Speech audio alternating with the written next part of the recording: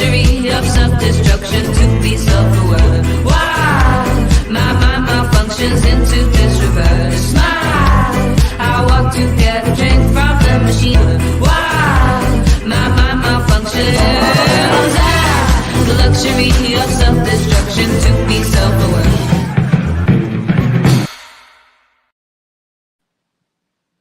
Okay, hi guys. For those of you who don't know me, my name is Cassie Carrie, and I'm an editorial hairstylist based here in New York City. And I'm so excited to be partnering with 11 Australia as a guest artist on their YouTube live platform. So this is going to be part one of a two-part series, and we're just going to have a conversation about collection building and what goes into building strong collections. I'm honored to say I am a 4-time NAHA winner and 7-time one-shot winner. And I've had the privilege and of having my work featured on magazines like Harper's Bazaar and Paper, GQ, Elle, and yeah, so I'm just really excited to share some tips and tricks that I've learned along the way and some things that I still use today that keep I keep in my back pocket for when I'm creating collections just to make my process a bit easier.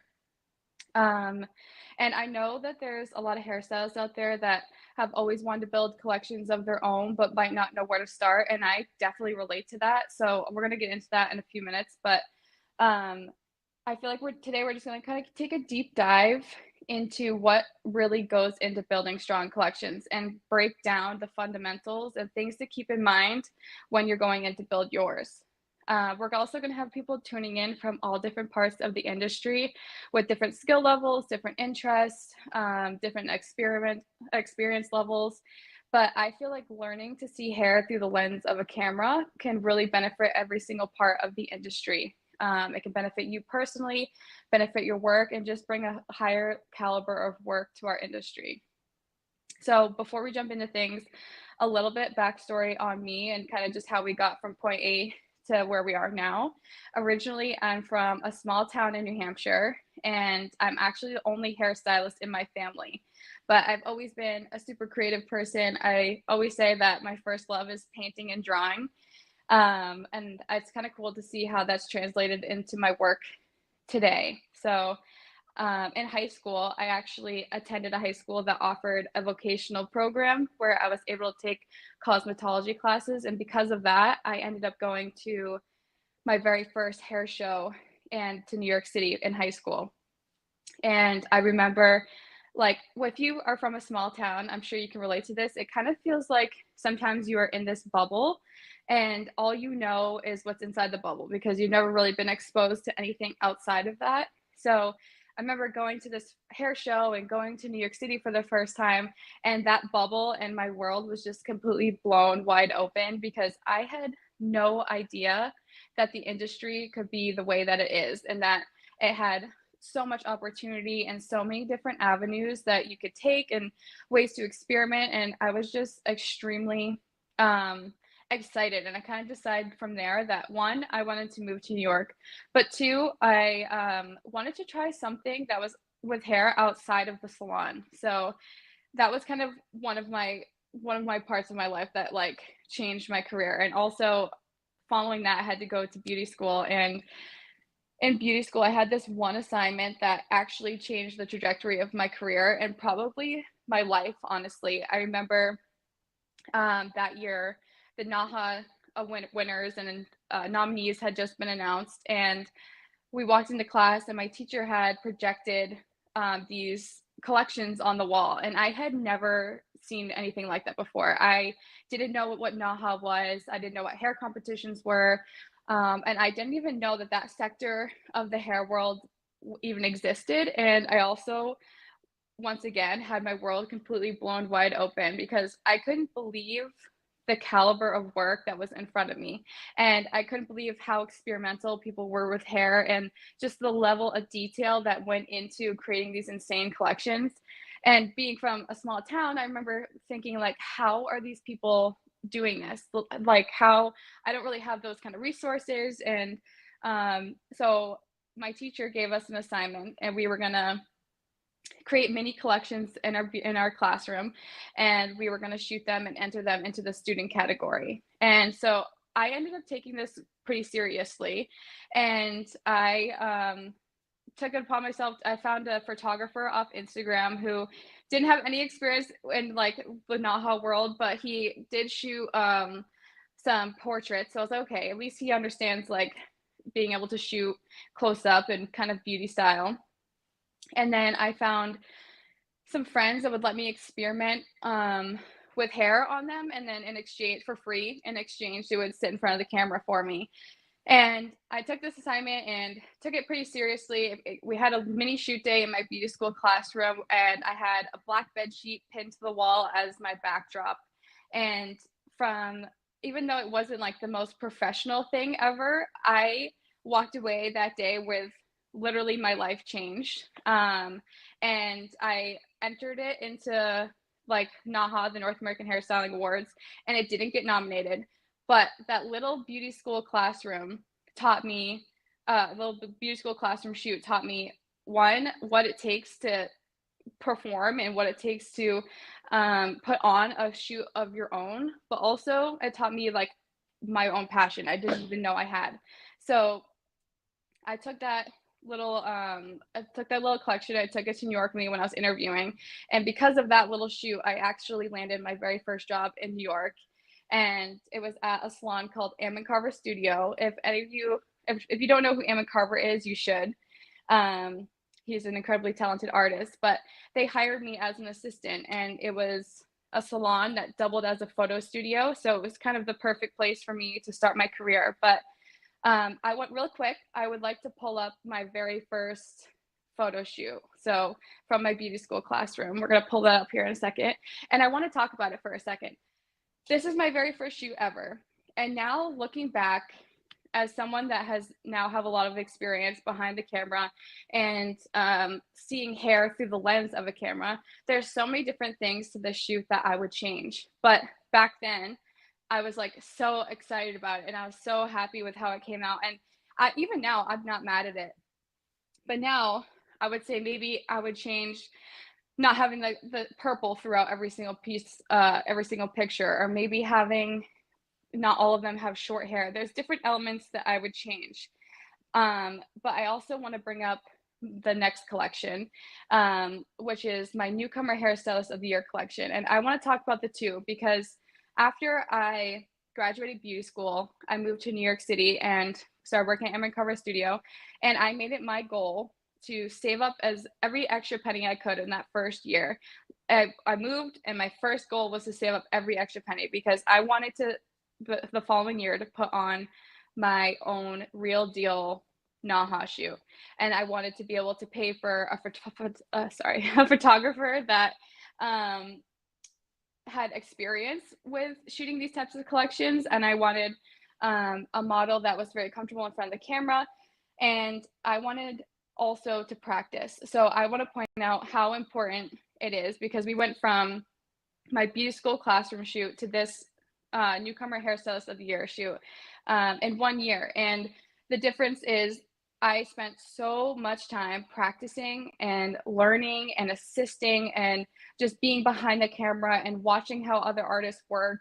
And I can't emphasize that enough, like how important it is to assist and just try. And I'm also a huge advocate for assisting more than one artist. And I know a lot of hairstylists out there try, sometimes they work under one artist forever, which is great. But I have always been a fan of trying to work under other artists because I love learning different techniques from different people and kind of taking bits and pieces from everything that you've learned from different people and creating your own style. So we went on to win Newcomer Hairstylist of the Year with this collection, and that's kind of from there how everything has unfolded. I've continued to work with my photographer, and the same team that I had to do this very first shoot is the same team I work with now. And now we're here, and creating collections is one of my biggest passions and something that I love to talk about. So that's why I'm really excited to be here with everyone and talk about it today. Now, something that I think is important to touch on before getting into anything collection building related, before you even start the creative process, I think it's super important to I think it's super important to really hone in on what your goals are. Because, for instance, let's think back for a second. If I only had one goal with my beauty school classroom shoot, if my one goal was to be nominated, and that's all I wanted, I just wanted to be nominated, I could have been extremely discouraged when I didn't get nominated, and that could have prevented me from trying again. But instead, I went into the shoot with the goal of wanting to try something new and wanting to just experiment and learn how it was done. And I was like, I found my passion. So instead of, letting it discourage me, I took that newfound passion and I let it carry me to the next year and then to the next year. And that's something that I still carry with me to this day. So I feel like even though we hear people say, oh, set goals for yourself all the time, it's so true. Because if you only have one goal, it's of getting nominated, sometimes you create this pressure for yourself.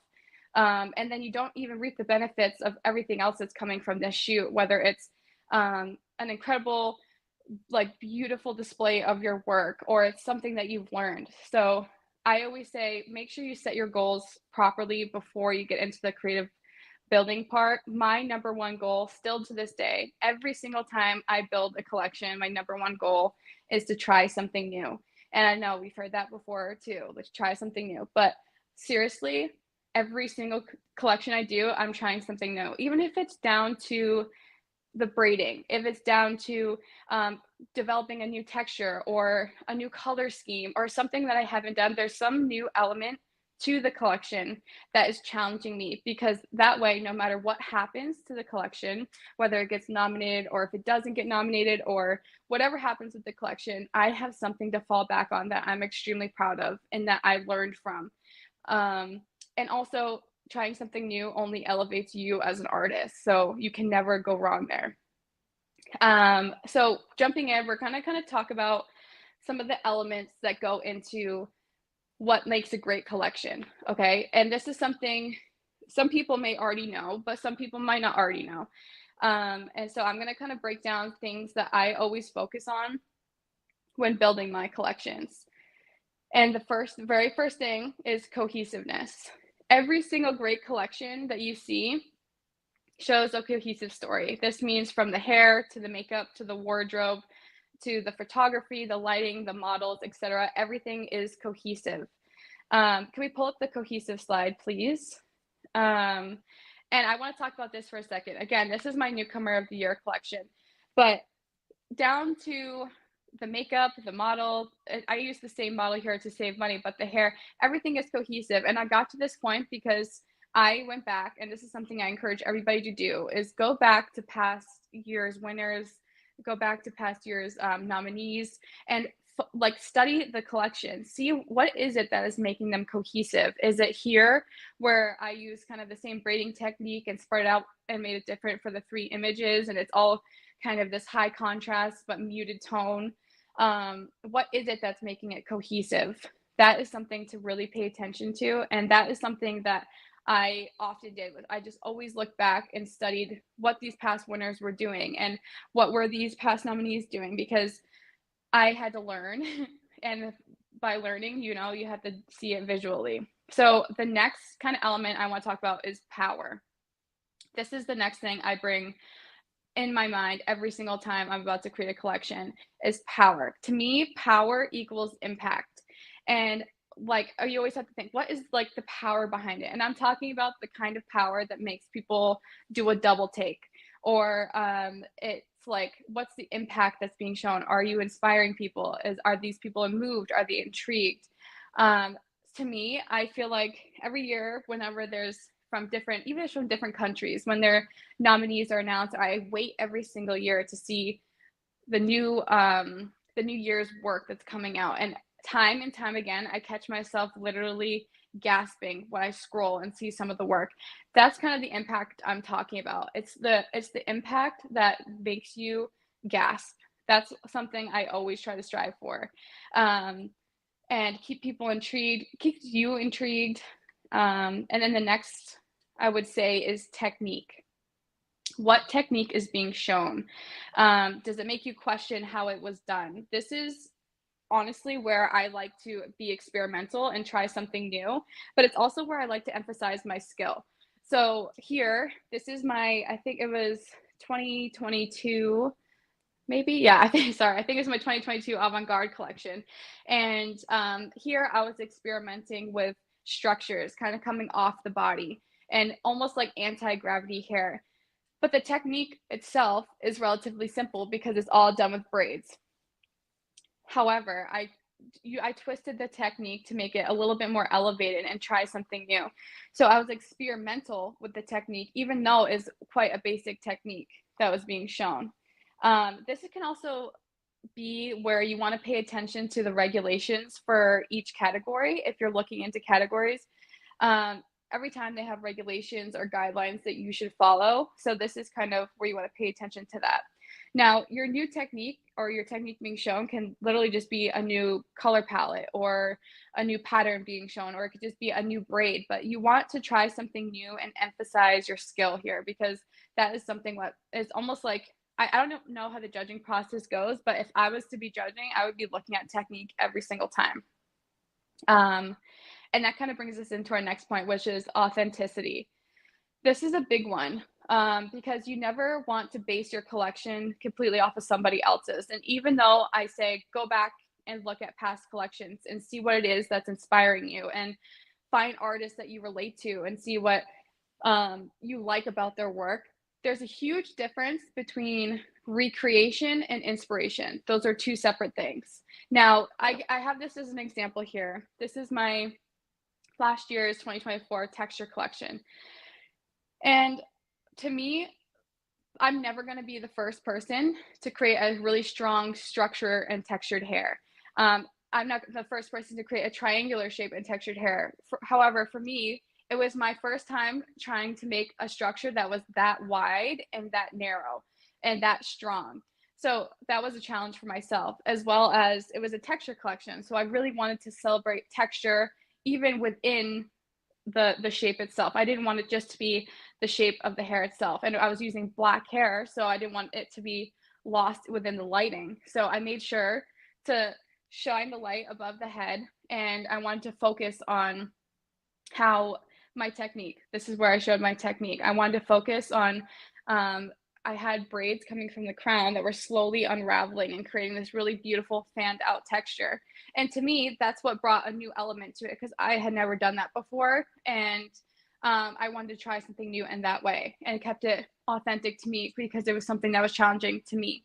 Now, that's the same for the center shot. This is a shot that I have had in my brain for a long time. I was just kind of waiting for the right time to pull it out because I believed it deserved a moment within itself.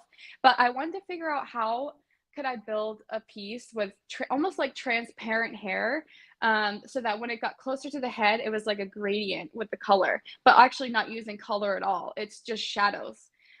So for me, this was a huge challenge, and something that I'll probably show this in part two. I'll bring out one of these pieces so I can show you how I did it. But this is something that was authentic to me because I had never seen it before. And I had seen different ways of it being done, or different types of hair coming off the head. I'm not the first person to do transparent hair. I'm definitely not the first person to do hair like that. It goes back centuries. But for me, I was trying to create this fan out effect and almost give like an optical illusion that was happening. So trying to stay authentic to you and what it is that inspires you, versus basing your work completely off of somebody else's, is extremely, extremely important. And that brings us into the next point, which is strong creative direction. Now, for some, this is kind of a hard one sometimes, because strong creative direction, it's what direction are you going in with your collection?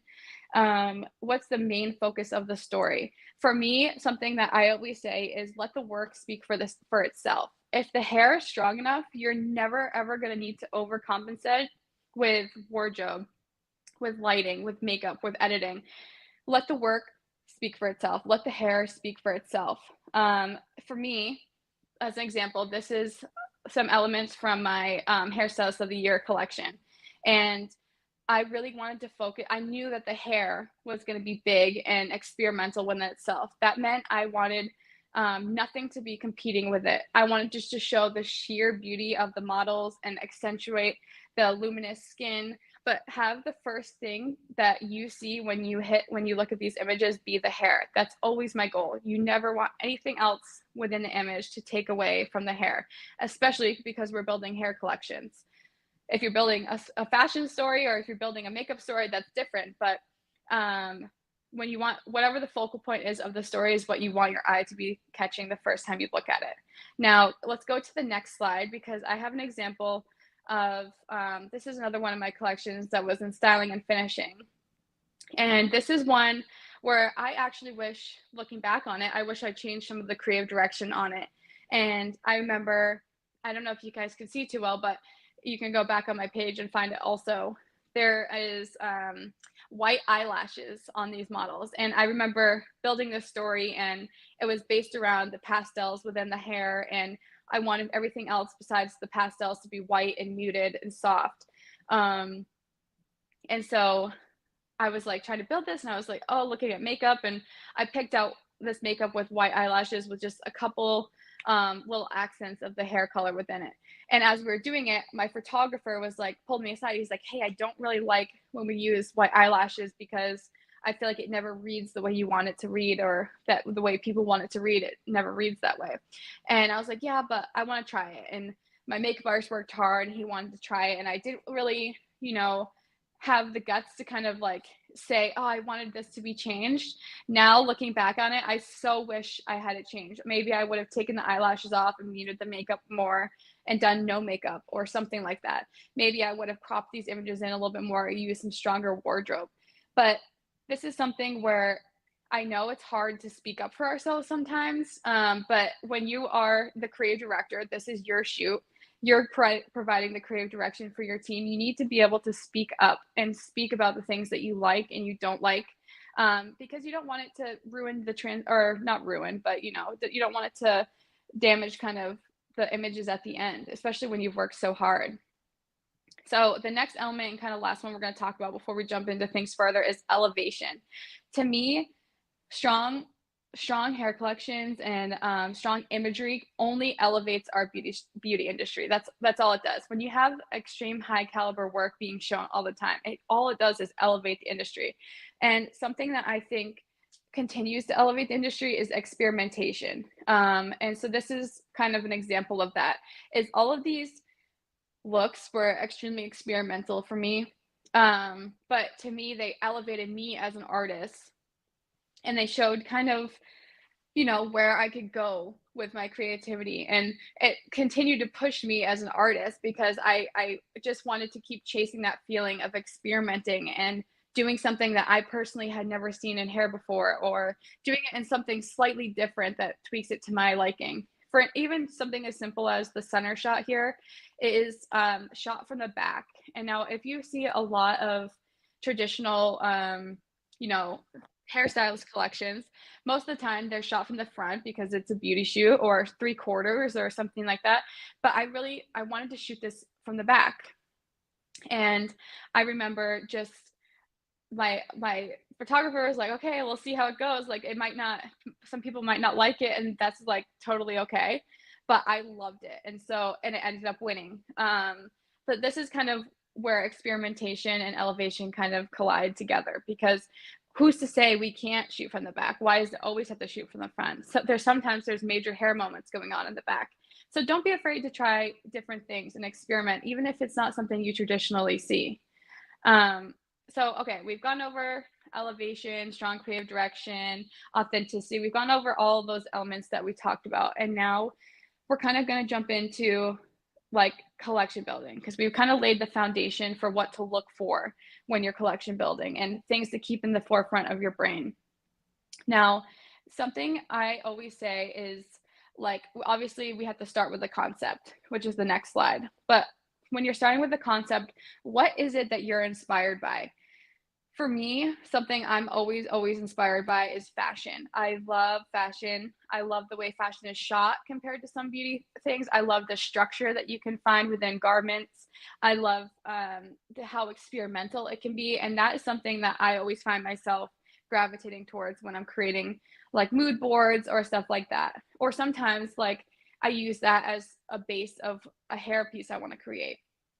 This is where I like to encourage everyone to bring up their Pinterest boards. I know every artist probably has a Pinterest board, or at least all your saved images on Instagram, and just start gathering things that you're excited about. What is it that like makes you excited when you look at it? Is it certain structures? For me, I also get excited about architecture. Is it color palettes that you find within nature? Is it like patterns you find within nature? What is it that is exciting to you? Is it optical illusions? There's so many different things. And this is kind of where you can hone into what is it that's your style, or what is it that you like just want to try. And so I feel like determining like the basis behind your collection and what you're inspired by is something that you always have to keep in the forefront of your brain. Also, as artists, we have creative brains. Our brains are going like this all the time. They're going 1,000 miles an hour. When we have these Pinterest boards and we have so many different ideas coming from different places, it can be really hard to hone in on one cohesive story and one collection. And that is honestly like where I always go back to the drawing board and go back to my original inspiration and have something that keeps me grounded, because it's so easy to get distracted and go down a completely different avenue, but then get overwhelmed by how many options you can do. So going back to the original inspiration is something that always keeps me grounded. If you can go to the next slide, I have a perfect example of where fashion has influenced my shot. So again, this is from my avant-garde collection, but this was completely inspired by fashion that I was seeing, and it was AI generated fashion.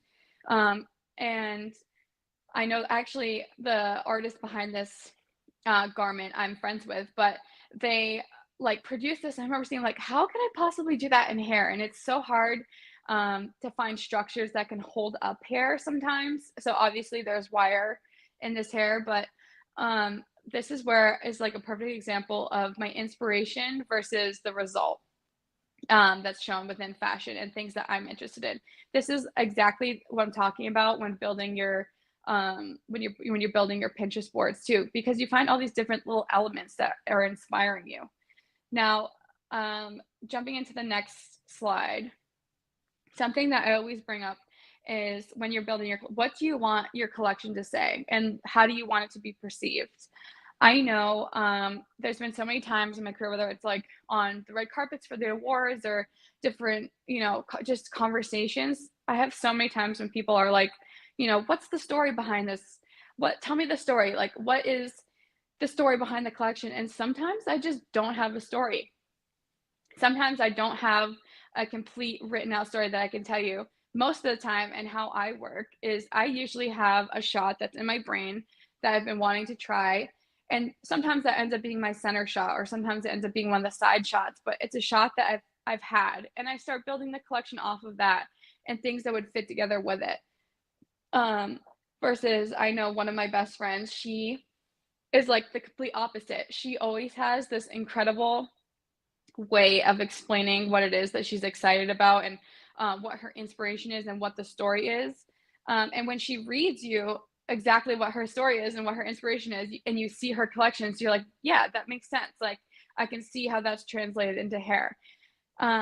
Just because we work differently doesn't mean one of us is right or one of us is wrong. So that's something I always felt like I was doing wrong when I was building collections, or when I was having these conversations, is sometimes I wasn't always able to produce like this exactly talked out story, and it kind of created a lot of pressure for myself. Once I stopped doing that and let myself just create how I needed to create, it really made a huge difference. And it took the pressure off, and I was able to just create and find pieces that fit together and supported the original idea that I had, which I think is like really special. So the next slide, we're talking about like, again, how do we have all these ideas and how do we translate it into 3 to 5 cohesive images that usually make up a collection, sometimes less, sometimes more, depending on where you are.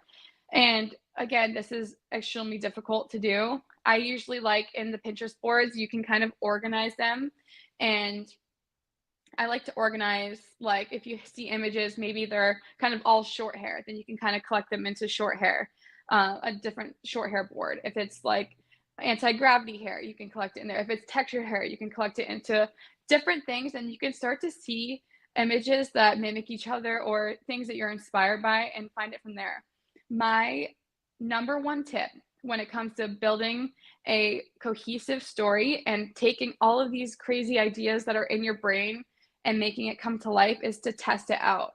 In the next slide, you can see exactly where by test it out, I mean drawing. I draw out every single one of my collections, and you don't have to be a great artist for this at all.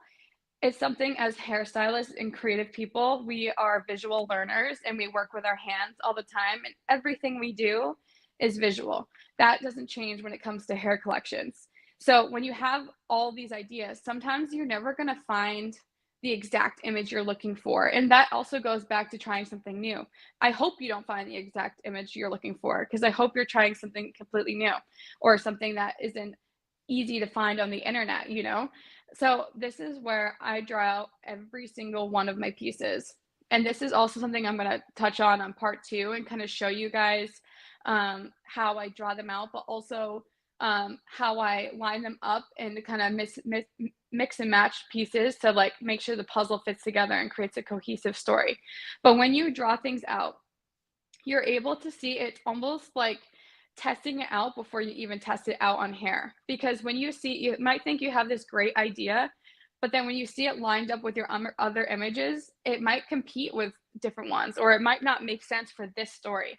And so now I've had that happen so many times that I have like an entire notebook of hair drawings that sometimes I go back to for my next collection, because I know there's a hair piece in there that I've drawn that I've been wanting to draw, or that I've been wanting to recreate and actually put into a collection that I haven't had the chance yet for. So sometimes my work is already done for me because I've started drawing. And then I like to line them up and I can see what fits together, what doesn't fit together. Sometimes you can see where you need to anchor images. This is also something I'm going to talk about in part two when I'm showing you guys the drawings. Because as you can see here, in the center shot, I was creating this transparent hair. I wanted that to be a moment within itself. So that meant I wanted the two images on the side to anchor that image. That meant that I didn't really want two transparent images. I wanted two solid hair pieces and then one transparent in the center. Or if I was going to do potentially one solid one in the center and two transparent ones on the side. This is what I talk about again in part two, and this is where the drawings come into play, because you can really see what makes sense and what doesn't. And so kind of into the next step, we're going to talk about the challenges. So I know as artists, there's so many different challenges that go into creating collections, and sometimes it's the challenges that are holding us back from trying in the first place. And one of it is not knowing what to do and not knowing where to start. I hope that we have a short time today, so I'm trying to get as much information out as possible. And if you guys have more questions, please put them in the chat. But something that is really, really hard to like navigate is the challenges, and that's what usually holds us back.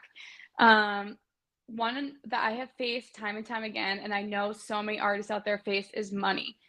When you hear the price tag that some people are using to shoot these collections, it can be really, really discouraging. Because you think, oh, I don't have that money. Like, how could I produce this high caliber work with no money, or with lack of resources? And I feel like I've kind of cracked the code on that, because every single one of my collections has been done for the minimal amount possible. Every single one. I have some of my collections that have won and have been done for less than $2,000, which I know for some, like, it still sounds like a lot of money, but when you hear that there's people spending 5 times that on one collection, it's really, in hindsight, it's not that much money. And this is where it's time to kind of prioritize what it is that your goals are and what it is that you want to do. Because I literally, when I moved to New York the first time, I just stopped buying coffee, and over that year I was able to save up enough to shoot my newcomer of the year collection. And so I always try to picture it as an investment in myself. And something I like to say is I've literally always had a return on my own investment.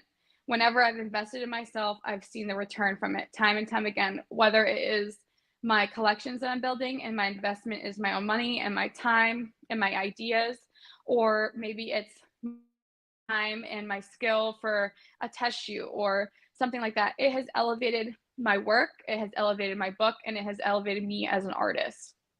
So I always think it's so important to really think about where your money is going. And I've learned kind of along the way where it is. I'm going to touch base on this in the next slide, but not yet. Where you can spend your money and where it's important to spend money. But another thing that people struggle with, and I've struggled with also, is lack of support. Now, this can look like you have like no assistance. I have also been in the room with artists that are using 10 plus assistants and thinking, like, again, I don't have these resources. I don't have all these hands. Like, how am I going to do this? And when it comes down to it and you only have yourself, you figure it out. One thing I always do is make sure I show up to the shoot prepared and I set myself up for success. That looks like prepping hair beforehand if you can. Whether it's if you're using wigs, can you color the wigs before? If you're creating texture with extensions, can you prep the extensions before? What is it that you can do beforehand to set yourself up for success on the day of? Because lack of support and you don't have the assistance that you need, you don't have 100 hands. And because of that, every single one of my shoots I've done by myself, and I've showed up. Usually, me and my friend Danielle, we share a shoot day, and we shoot 2 collections in one day because we show up with just as much as we possibly can already done. And I've also been on set where I see artists that come in and haven't prepped anything and have this idea in their mind that they think is going to work. And then when they get on set and they start doing it, it doesn't work. And you have to be able to be flexible, can be really hard to do sometimes. But that's why I always like to do things beforehand if I can, because I feel like I'm going to give an example here, which I'm excited to because I can't wait for my next collection to come out, which should be out. It's going to be for the next round. This recent collection I shot, I had this situation where I had built out the pieces as much as I possibly could beforehand. And I was on my final image that I was building out. I had my final hair piece I was building out. And I spent literally 8 hours on this piece to make it come together, and it just was not working. It was not coming out the way I wanted it to come out.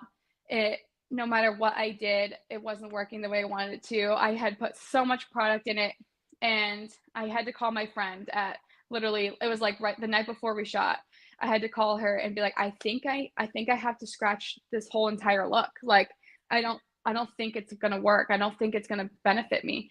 And she's like, yeah, but we're shooting like right now, like we have no time. Are you sure you can't just make it work? And I'm like, no, I think I had to scratch this whole look. So I took a step back. I drank some water. I had some dinner because I was hangry. And I came back to it, and literally within 30 minutes, I put a new piece together. After going back to the drawing board, I put a new piece together that is one of my favorite shots I have ever taken. And I feel like that is exactly what I mean by being prepared. Because imagine if that happened to me while I was on set.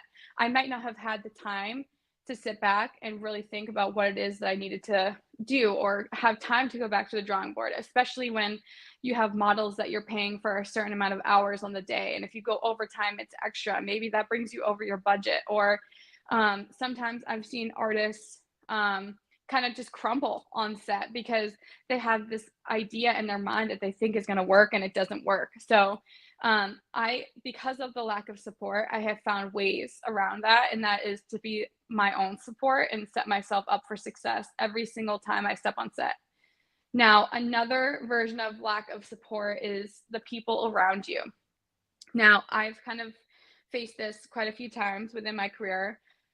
People being like, why are you doing this? What's the point of doing this? You're spending all this money, or you're putting so much time and effort into this. Like, what's the point of this shoot? And I always say it's not for them to understand. It's okay if not everybody around you understands your goal and what you're trying to do, because sometimes it's not meant for them to understand. But as long as you understand and don't let them discourage you, it's totally fine. I cannot say enough that I have always viewed it as an investment to myself as an artist. And every single time I have seen a return in my investment, whether that is someone has seen my collection and they want to hire me to do a shoot because they saw that I could do that caliber of work, or I did a test shoot for free that was an investment to myself, but it got the cover of Paper Magazine or Harper's Bazaar, and then that brings my book to a different caliber, and then I get more jobs from that. So I always try just to kind of put my headphones on. Don't worry about the people around you. They're not always going to understand. Eventually, you're going to find your crew that absolutely understands and is right there with you.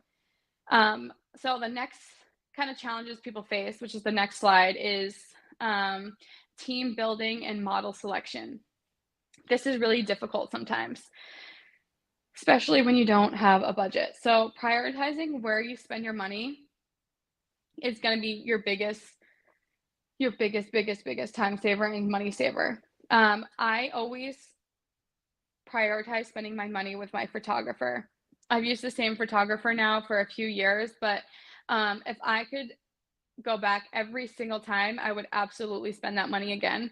And that is because you spend all this time and all this effort on your work. You know, you have this collection, you've put so much time into it, you've got your team together, and it takes one bad photographer or one photographer that doesn't listen to you or what you want to ruin that. And you want to be able to trust your photographer with taking this vision that's in your head and making it come to life, and being okay with taking direction and stuff like that. So that's kind of something I always make sure I prioritize my money with my photographer, as well as my models. My models, you want somebody that is experienced behind the camera. I know I've used friends in the past, but sometimes you need to use somebody other than just your pretty friend, okay? That is because sometimes your pretty friend doesn't have experience behind the camera, or sometimes they do. But you want to make sure that the people behind the camera that are wearing these pieces for you are someone with confidence and great features. And maybe it's like their features, even if it's unconventional features, maybe it's supporting whatever story it is that you're building. So that's something that I always prioritize too. Now, spending money and where you can save money is kind of something that happens over time, and that's why I have networking gets you very far, is because there's been times where I have done free photo shoots in exchange for the makeup artist to do free photo shoots for me. And sometimes that free photo shoot is a collection, or maybe I see a model on set, I'm like, oh, she would be really good to use for a future collection. Maybe I can talk to her about doing her hair and give her some free hair products in exchange for her sitting in front of the camera for me for one look. And so there's ways that you can use your skill set as a way to save you money. I call it like skill trading. You're skill trading with different people that have different skills than you. So kind of honing in on where you can do that and finding people that are willing to do that with you is where you're going to save a lot of money. Now, also, I feel like if you are asking people to work for you on a reduced rate, you better be showing up for them when it's time. You can't just leave them hanging, because people talk and they will find out about that. So I always make sure I take care of my people, they take care of me, and that has gotten me so far. The next slide is mood boarding, and this is kind of hard for some people, and it's hard for me sometimes too. When you're creating the mood board, sometimes for the first time when you're building a collection, you're the creative director for the first time. Maybe you've never been in those shoes before. And this is where I go back again to finding people that you're comfortable with communicating with, and they're comfortable taking direction from you. And this means literally like, not only like, even if you're it's your first time shooting, you want to make sure your team is comfortable with taking direction from you, and doesn't matter your experience level. I remember my very first time shooting in New York with Richard, which is my newcomer of the year collection, I was so nervous because I had only done one other shoot before, or had only done test shoots. And I was so nervous because he's shooting for all of these people that I have admired forever. And he's shooting all these huge clients. And so I'm like, okay, it's just me. I have no help. I am probably going to take a while. And I'm really, really nervous. And he walked in and he looked at me. He could tell I was really scared. And he said, I don't care if we shoot all night long. I want you to be happy with your images. And I felt all of the anxiety literally flood out of me. And I produced like this amazing collection that I was super proud of. And that's why time and time again, I will book him, because I'm comfortable now. And I was comfortable then, even on my first shoot, to give direction. And that goes back to mood boarding. So for the next slide, you can see, again, my drawings. This is, mood boards are the place where you can always refer your team back to. You have to be able to give them direction. So they need something to a way to see in your brain what you're thinking. Otherwise, you can tell them, but it might not translate the same. If you have images that you can directly refer them to, that's kind of where we want to go. So again, on Pinterest or on the internet, I couldn't necessarily find exact images of what I was going for. So I literally put my drawings on the mood board so my team could see the direction I was going in and what I wanted them to see. So for the next shot, the next slide too, is lighting, mood, all that kind of stuff. And this is what you would talk about with your photographer. And with my photographer, Richard, he knows I tend to like high contrast or different moody lighting. But this is something, you have to have examples for. And sometimes something I struggle with too is I'm not a photographer. So sometimes I'll pull a bunch of different things that I think look like the same lighting. And he'll be like, actually, these are like completely different lighting styles. So then he'll, we go back and forth and we find ones that we're happy with. But then you can kind of show this to the rest of your team, and they can see the direction of the shoot and where it's going. Same with the next one, which is makeup. So I learned from my styling and finishing collection that I now tend to like minimal makeup. And I like the model, again, I don't like it to be distracting from anything. So I tend to look at really soft, clean, beautiful makeup that's accentuating the skin. This is the exact mood board I had for my last year's collection. That's why I'm showing it to you guys. But I have a makeup artist, Dene, who I use all the time. And I honestly just trust him at this point. Like, I walk on set and I know he's going to produce. So I literally tell him I want clean makeup and do whatever you want, and he'll do it. But if I didn't have that, I would have to be really comfortable with showing people this. And sometimes, even though I'm super comfortable with that, maybe I'm like, oh, I want blush. And then we shoot on set. I'm like, the blush is a little distracting. Or maybe they need a little bit more powder or something. This is where you, as the creative director, have to be so confident in what you want. And same thing with the styling, which is next. This is kind of styling inspo I gave to my stylist for last year, who was Altoran. And now styling is somewhere I have also saved money in the past. Altoran is a friend of mine, but the garments that we got were off Amazon. So it's not like I was buying really expensive designer garments or anything too pricey. I was able to buy really relatively affordable pieces and have them mimic what I was looking for. Now, I have saved in the past by having no stylist. And sometimes that means that the girls are topless, or if they're comfortable with that, or there's just very minimal wardrobe, or maybe it's shot from here up, so that it doesn't really matter what the wardrobe is going to be. You can use this also as a way to save money. But it's really important, again, for the wardrobe to mimic what you want it to, and not to take away from what the hair is going to be. This collection, I knew that the hair was going to be very big again, and very structural. And we were shooting it in high contrast, which meant that on a white background with black hair, that meant that there was going to be heavy shadows, and I wanted it to give almost like a silhouette. So that's why I chose wardrobe that was going to be closer to the body, and make it so the first thing that you see when you see the image is the hair once again. Now the next slide is posing. And this is something I always include on my mood board, because I want the model, whoever I'm hiring, to be able to understand what I want from them and kind of like what I want them to give, whether it's just straight on or whether I want their body turned to the side or curved. Sometimes, if you're shooting, especially like if you're, say you're the only girl on set with the girl model, sometimes you have to be comfortable jumping in and making sure certain parts of them are covered, or making sure that the model is comfortable with the certain poses that you want to do. But these are conversations you have to have with your models. And this is something that, you know, I always bring so everyone knows, including the model, what it's going to be. And then that shows kind of the next slide, which is the finished collection, which we have seen before. But you can kind of see how the mood board had slowly translated into this. We ended up shooting the lighting, kind of changed a little bit.